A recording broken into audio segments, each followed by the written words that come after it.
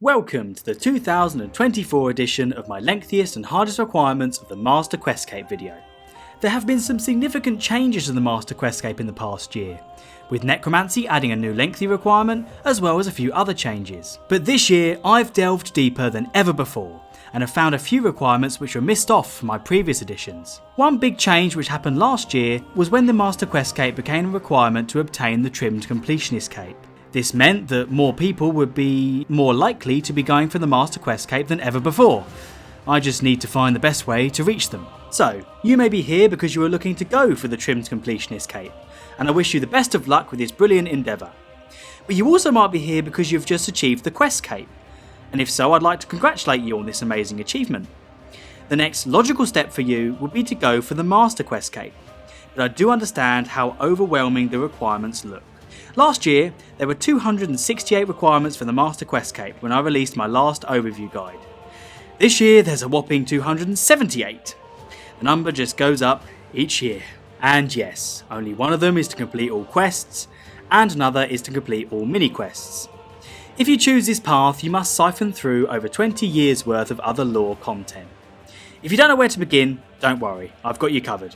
My name is Glacial Phoenix, or the RuneScape Lorehound, and let's have a look at the lengthiest requirements of the Master Quest Cape in 2024. But, as per usual, to start, let's take a look at the updated skill requirements for the Master Quest Cape. So, you need all skills at least level 90 minus Invention, 91 Cooking, Crafting and Constitution, 93 Magic, which is boostable, 95 Firemaking and Fletching, 95 Mining, which is boostable, 95 Divination, which is boostable, 99 Rune Crafting, 114 Farming, which is boostable, 115 Slayer, which is boostable, 117 Dungeoneering, which is boostable, but I would recommend 120, and this is because it has a very good Skill Cape perk that increases lore book drop rates. 120 Archaeology for all the research and the mysteries, and finally the new addition is 120 Necromancy for the Birds of Prey achievement.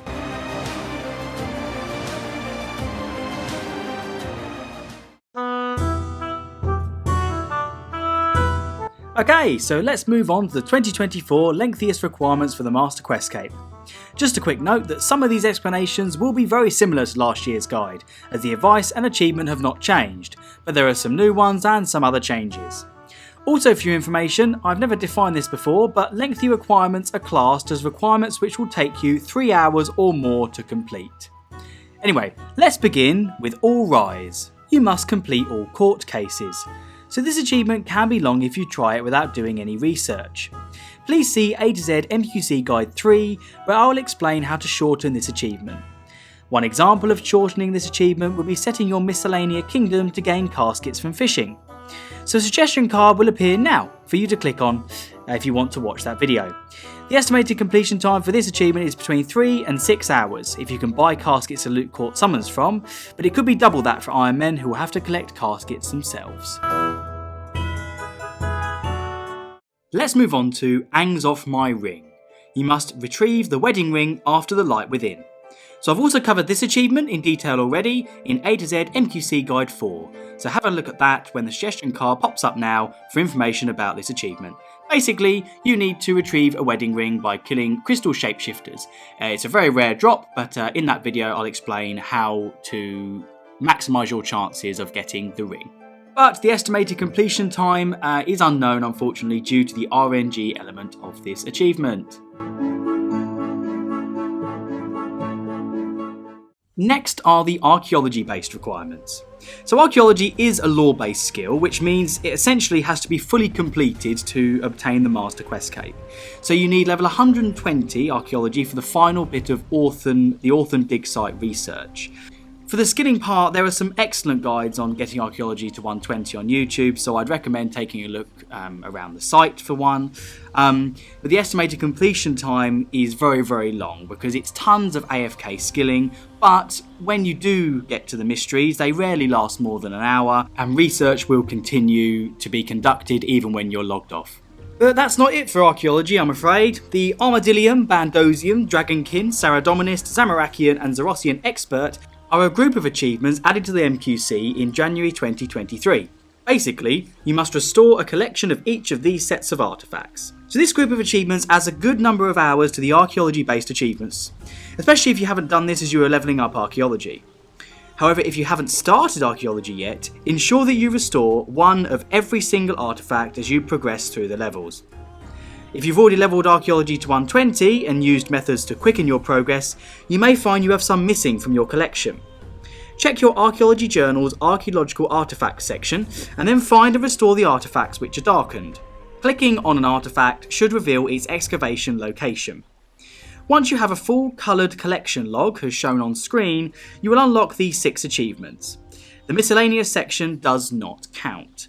Just as a side note, the Daemonheim dig site has just been released on 10th of June 2024, which adds to the number of restored artefacts needed for the Dragonkin Expert achievement. So the estimated completion time for this achievement is unpredictable, I'm sure you're not surprised to hear, because it's dependent on how many artefacts you restored on your archaeology journey, or if you're new to archaeology, this will add a few more hours to your grind.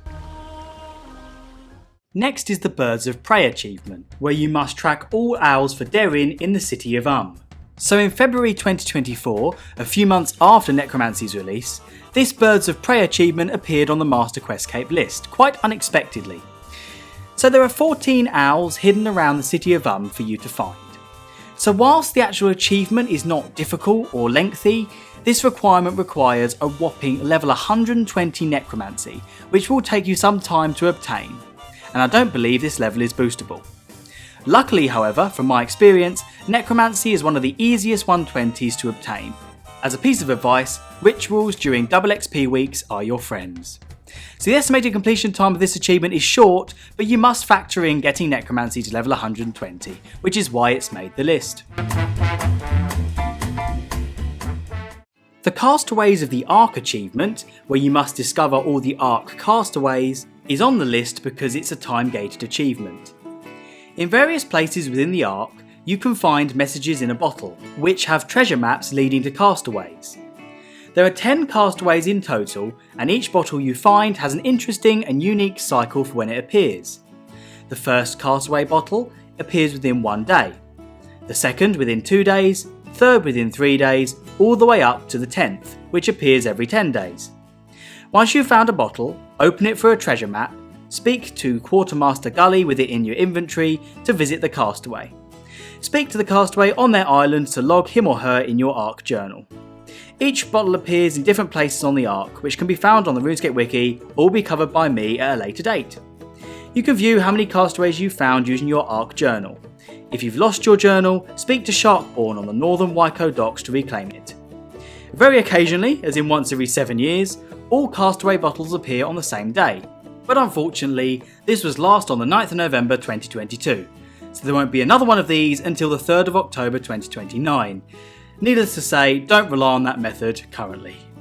The estimated completion time is short, but it is time gated by up to 10 days.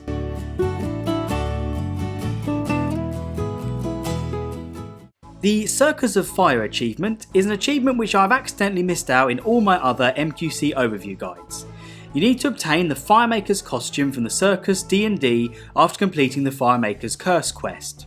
Before obtaining the Firemaker's costume, you first need to get the Acrobat outfit by completing circus activities with a score between 501 and 1000. There are 4 pieces of the Acrobat outfit and 2 pieces of the Firemaker's costume, and there are 6 or so different activities where you can score points. Now I'm unsure if you can get multiple pieces of circus clothing in 1 week. If you can, then this requirement will probably take you about 2 weeks or so. If you can't get more than 1 item of clothing per week, then this will take you up to 6 weeks. This is a very short achievement, but it is time gated, and that's why I've included it on the list. Next is the Complete Trekky achievement, where you need to level up all temple trekking companions to level 99. My best piece of advice for this achievement is to make sure to take Sunspear or Blisterwood weaponry in case you encounter vampires within your run.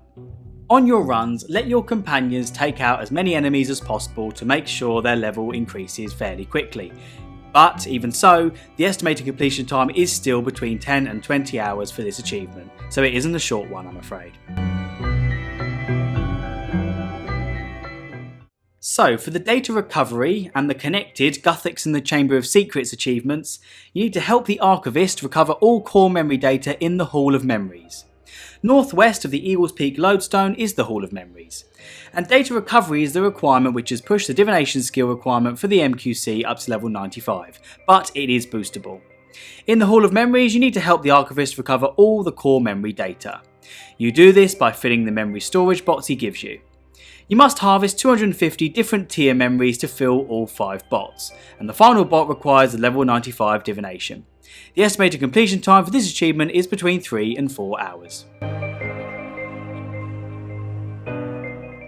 The Diary of Oreb. You must discover and read all 5 journals of the Magister. So the estimated lore book drop from regular Slayer creatures is about probably 1 in 800. Make sure to get your Lorehound pet out to increase the book drop chance. Also make sure to read each diary as soon as you get it, or you won't receive the next one. Now, if you defeat the Magister, the chance for the books to drop are 1 in 10. So if you have level 115 Slayer, you should be killing the Magister for these journals and not these Sophanum Slayer dungeon monsters. So the estimated completion time without level 115 Slayer is between 7 and 12 hours, but if you have 115 Slayer and you're killing the Magister for these journals, it's only a 1 in 10 chance to get the books, and therefore the time it will take you to complete this achievement should be much less. For Diary of the Gods, you must obtain a lore book drop from each boss in God Wars Dungeon 1, including Nex, and these are dropped alongside a boss's unique drop. For example, the book The Glory of General Grador would drop with a Bandos helm for General Grador. Armadyle's Assault would drop with an Armadyle chestplate from Kriara, etc, etc. The estimated completion time for this achievement is probably about 3 hours, maybe a bit more. The books aren't really rare, but it is difficult to predict due to RNG. Returning to the list this year is the Do a Minion, Take Notes achievement. I've put it back on here because I think it will take you more than 3 hours. So you must collect journal pages from the Dominion Tower reward box in either Endurance, Climber or Special mode. I would recommend Climber mode over Endurance to maximise Dominion factor. So the more Dominion factor you have, the more likely you are to receive pages. Also, don't take unnecessary risks, because if you die, your earned Dominion factor will be sliced in half, reducing your chance of obtaining journal pages. However, the higher you climb in the tower, the higher the chance to gain more pages when you cash out your rewards, so it's important to strike a good balance between risk and reward. Importantly, do not destroy the journal after gaining some pages from the Dominion Tower, as it is not stored in your home bookcase or retrievable once destroyed, so you'd have to start all over again and earn all the pages back if you destroyed the journal midway through the achievement. The estimated completion time for this achievement is probably about 3 hours, but it is RNG based, so it could easily be more. Okay, don't fear the Ripper. This is an achievement that I believe should have been on the list for the past few years but was missed off. You must find and read the 5 minor journals and the diary of Jebediah Omnis, dropped by Ripper Demons. So these Ripper Demons are quite difficult to kill. The books have a 1 in 100 drop rate chance, and summoning the Lorehound pet does increase the drop rate chance by 25%, so it becomes 1 in 80. Each book is guaranteed after 200 kills, with Jebediah Omnis' diary being obtained by 1,200 kills. The estimated completion time is unknown because it's RNG based, but it would take you a long time if you have to kill the 1,200 Ripper Demons. Next is the Dragon Ink of Kraken Ink and the Many Hands That Write achievements, and these are all Elite Dungeon related. Each first and second Elite Dungeon boss from the 3 Elite Dungeons, or the original 3 Elite Dungeons, drop a journal which are needed for the Master Quest Cape. Books from ED bosses have a 1 in 10 drop rate on story mode. Now, for me, it didn't feel like it was 1 in 10.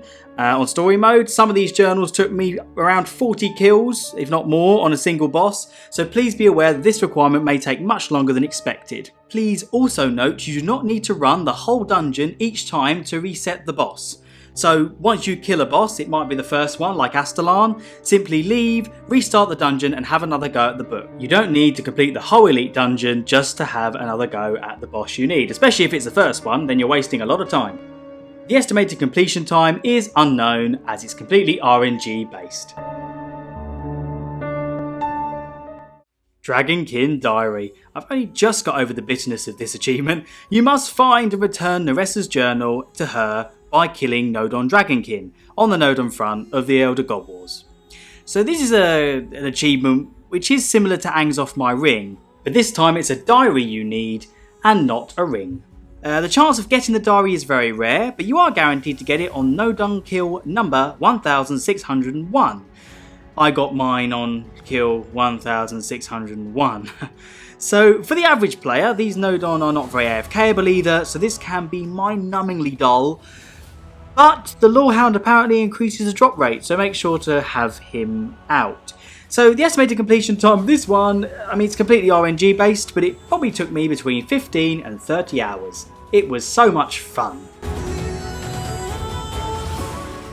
Next, all the Dungeoneering requirements. These require luck and high Dungeoneering levels. I recommend level 120 for increased lore drop rates and a chance to pick the next boss you face, and those are the perks of the Master Dungeoneering Cape. So, I'm going to now list them off, all the Dungeoneering requirements for you to follow. First is the Behemoth Notes. This requires 101 Dungeoneering to fight the Hope Devourer. I've already covered this in A to Z MQC Guide 11, so please do click the suggestion card which will pop up now for more detail on this task. The History of Bilrak achievement, the Final Mysterious Chronicle, can be found on floors 59 to 60, which requires at least level 117 Dungeoneering to access. For the Calderian Notes, the last part can be obtained from floors 57 all the way up to 60, which requires at least level 113 Dungeoneering. Next is the Marmaris and Thok letters, and the last letter can be obtained between floors 54 and 60, which requires at least level 107 Dungeoneering to access. There are also miscellaneous notes in Daemonheim which are dropped by certain bosses. The Dungeoneering Master Cape increases the drop rate of each. And finally we have the Stalker Notes, where the final part is found between floors 54 and 60, which you need at least level 107 Dungeoneering to access. So the estimated completion time for all of these Dungeoneering requirements is many hours. You need many hours of levelling Dungeoneering. I would recommend Sinkholes, but I know some PVMers out there may prefer to do elite dungeon runs. If you're going to go down the sinkhole route, make sure to complete the Daemonheim hard tasks, as the rewards give you a 10% boost to experience gained within sinkholes. Welcome to Eastern Adventurer, the longest achievement in RuneScape 3. Only kidding, I think, but it's definitely up there. Basically, for this achievement you need to complete the D&D or minigame ports, all the story missions associated with ports. To begin player-owned ports, you should go to a portal in the centre of Port Sarim, but you will need at least level 90 in either agility, construction, cooking, divination, dungeoneering, fishing, herblore, hunter, prayer, runecrafting, slayer or thieving to start, but to finish this you need level 90 in all of them. So this requirement is unbelievably long and will probably be a mini-series once I get to it on the A to Z guide. To put it as simply as I can, you must complete all the story missions, shown by the book icon in the minigame menu, to complete this achievement. You must upgrade your port by sending out ships, and you must have a certain amount of time at sea to unlock the next island. There are 10 islands to unlock. The further you go in the minigame, the longer the next island takes to unlock. So a whopping 6 million miles are required for the last story mission, and there are 9 story missions per character, although some of the stories involve multiple characters. You can check your total miles in your captain's log. So the estimated completion time, I've never been able to estimate this, everyone who's watched this before will know, but I would say it's 12 to 18 months of playing each day. Okay, Family Spirit Tree, where you must plant all spirit trees around Gillinor. This requires 114 farming, but this is boostable. So some of you may not have to get 114 farming if you completed this requirement prior to the release of 120 farming. This is because Jagex did not reset this achievement for those who already had it. If you did not complete Family Spirit Tree before 120 farming was released, however, you will now need the 114 farming or a high enough level to boost to 114 to grow the final Spirit Tree in Manor Farm. So the estimated completion time is very quick if you can boost to level 114 farming, as you can buy growth potions from Granny Potterington to make trees grow faster. But it is slow if you need to level farming to a boostable level. So the following in the footsteps requirement used to take between 6 months and a year to complete, but fortunately, back in April 2023, Jagex reduced the time-gatedness of this requirement. Originally, this achievement was completed by visiting Visindithas once a month for 12 months to learn about his research. This was improved by the ability to use D&D monthly reset tokens, which whittled the minimum amount of time down to 6 months. But both of these methods now have an unnecessary waiting time, as there is a shortcut for those players who have completed the Extinction quest. Visindithas can now accelerate his research by accepting 50,000 of each Anachronian resource, totaling 600,000 of each resource needed to unlock all 12 chapters of his research. Of course, it will take your workers a fair amount of time to gather these resources, but not nearly as much time as 6 months. This means the estimated completion time is now between 1 and 2 months, just to give the workers enough time to collect enough resources.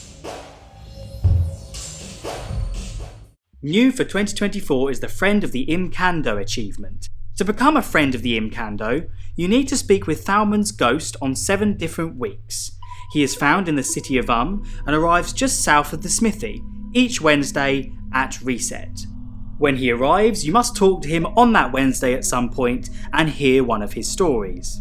Now, despite the estimated completion time being short, this requirement has made the list because it is time-gated by 7 weeks. And this is because he has 7 stories for you to unlock and you can only speak to him about one of them each week.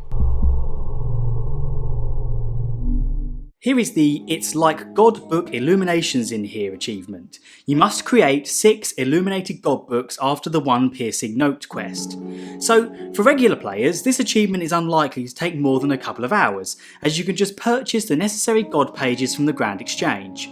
However, Iron Men will have to gain these pages from clue caskets and a few other methods. So, the estimated completion time is 2 hours for regular players, but many hours if you're an Iron Man, as you have to gain all pages from caskets, which is RNG based. A fellow Iron Man lorehound, Aristarchus, has confirmed that this requirement has taken a huge amount of time. So, if you're an Iron Man, be prepared to grind lots and lots of clue scrolls. Okay, next is the Ivan is Flailing achievement. You must kill 500 Firewatch and loot their corpses to sacrifice at the Columbarium to upgrade the Ivan is Flail, which is a reward from the Myreque quest series. When I did this achievement, I collected many of the corpses on Slayer tasks, but these took just over 3 hours to burn. After you burn each corpse, you can search the cupboard at the other end of the room for a reward. Now, I wouldn't necessarily recommend it, but you can skip searching the cupboard for a reward after each sacrifice to speed up this achievement. But if you do collect the rewards, the estimated completion time is between 4 and 8 hours.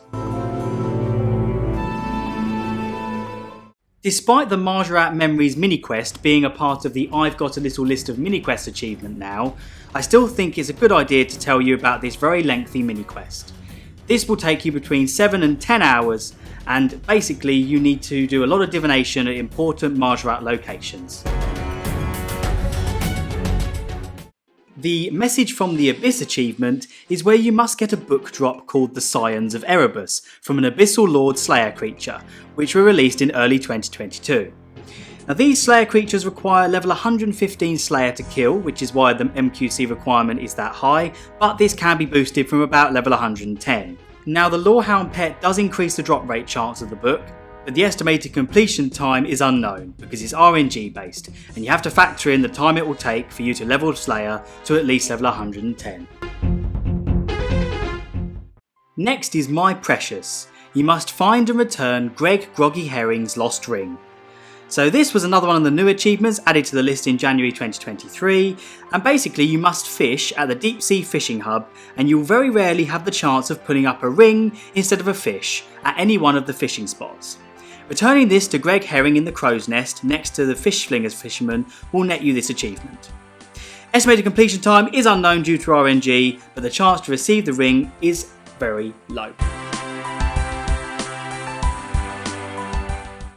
The Myreque in Memoriam requirement has been in my MQC Lengthiest Requirements videos for years, but after a change implemented by Jagex in February 2024, I am now removing it.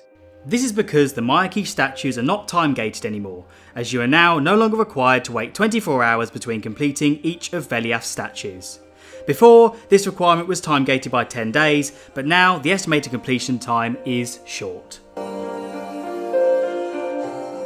Next is one final ride. You must find and read the last Rider's book dropped by the King Black Dragon. The book has a 1 in 1000 drop rate, but summoning the Lorehound pet increases the drop rate chance by 25%, so it becomes a 1 in 750. The book is guaranteed after 2000 kills. The estimated completion time is unknown again due to RNG, but if you did have to kill 2000 King Black Dragons, that will take you a fair amount of time. For Penny for Your Life, you must complete Dimension of Disaster 5 times. You need 30 silver pennies to unlock all the required upgrades, you get 10 pennies on the first completion and 5 pennies per replay. The estimated completion time is around 7, maybe 8 hours. As a quick piece of advice, do make sure to complete the new Varrock area tasks during your Dimension of Disaster replays as well, because these are another set of requirements for the Master Quest Cape. The Skeletal Wishes achievement is another which I've left out over the last few years, but after reconsidering it, I believe it will take you 3 hours or more and therefore qualifies as a lengthy requirement. You must complete 2 wish lists for the Odd Old Man near Patadomus. There are nearly 50 bones and furs to gather from different monsters across Gielinor, and even though they are fairly common drops while the activity is active, collecting them all is likely to take you more than 3 hours. The estimated completion time is between 3 and 5 hours for this achievement. The History of Slayer achievement can only be accessed after achieving at least level 99 Slayer. You need to collect 110 out of 169 Slayer creature souls using 1 Ushabti per soul, which are bought from Slayer Masters. This requires a total of 1,700 Slayer points to be able to purchase enough Ushabtis, as they're 20 Slayer points each, from Slayer Masters. To make up the 110 souls, Pfizer in the Sunken Pyramid will give you 25 free Ushabtis when you first talk to her at level 99 Slayer, hence why you need 1,700 additional Slayer points and not 2,200. Pfizer also gives you 1 free Ushabti each time you level up Slayer, and an extra 4 when you get to level 120, so you may need less Slayer points than that. It's worth noting that with 115 Dungeoneering and at least level 95 in all skills, you can do the Motherlode Maw daily, which has a chance of giving you some Ushabtis.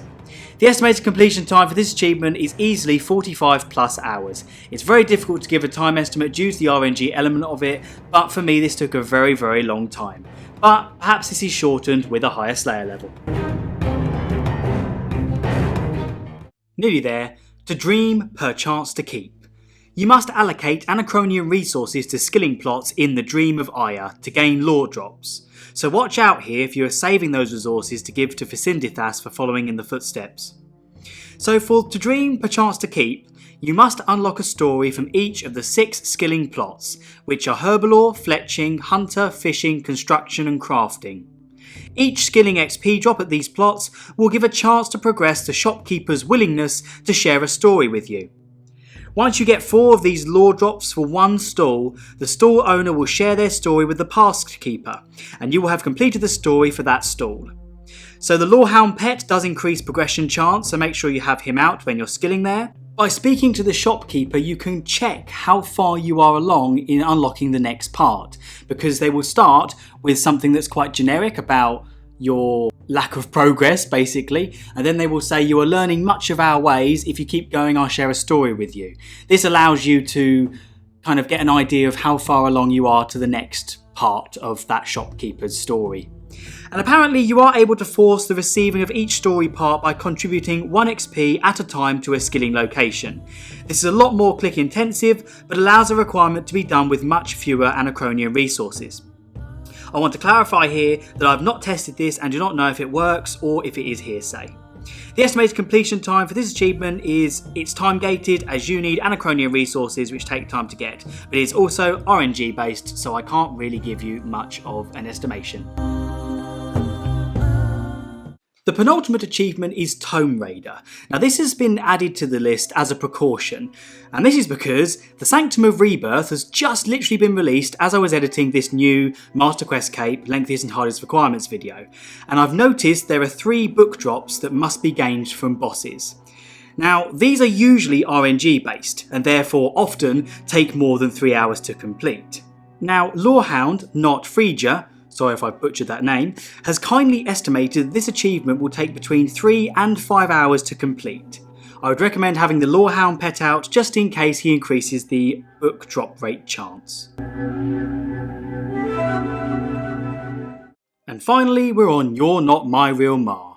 You must collect Elder Chronicles when they are released from Divination Springs in the Frenesque Elder Halls. This can be sped up with the Elder Divination outfit.